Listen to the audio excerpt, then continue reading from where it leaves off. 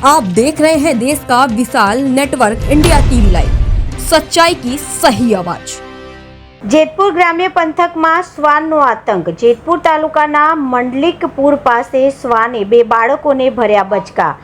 મંડલિકપુર પાસે વાડી વિસ્તારમાં ઘર પાસે બાળકો બેઠા હોય શ્વાને આવી બે બાળકોને શરીરના અનેક ભાગો પર બચકા ભર્યા હતા।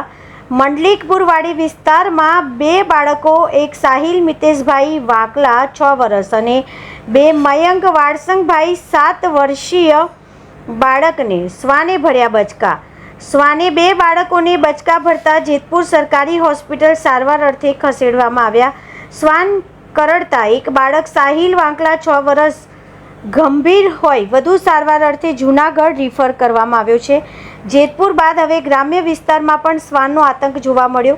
જેતપુર તેમજ તાલુકા પંથકમાં આજના દિવસે 22 જેટલા નાના મોટા વ્યક્તિને શ્વાન કરડવાના બનાવ સામે આવ્યા છે। રિપોર્ટર વિજય વર્મા, જેતપુર। વલસિંહભાઈ, શું કહેશો? તમારા બાળકને કૂતરું કરડ્યું છે, કઈ રીતનું બનાવ બન્યો? એ અચાનક આવ્યું છે કૂતરું, કુંડે પાણી ભરવા જતો। કેટલા વર્ષનો છોકરો? એ 7 વર્ષ છે।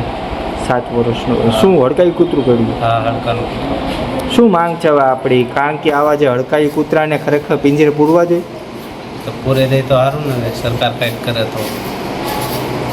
પછી એના કઈ જગ્યાએ કરેલું કૂતરું? એ હાથમાં કરડેલું છે। કેવી ઈજા છે? સારું થઈ જાય તો સારું, આપણા દે છે છે। કઈ બાજુ કરડ્યું હતું? મંડલિકપુર પાસે? હા, વાળ ગામ ધારું જ છે। શું નામ છે બાળકનું? मयंक भाई। देश और प्रदेश की खबरों के लिए अभी सब्सक्राइब कीजिए इंडिया टीवी लाइव, साथ ही बेल आइकन को दबाना बिल्कुल ना भूलें, जिससे सबसे पहले खबर आप तक पहुंच सके।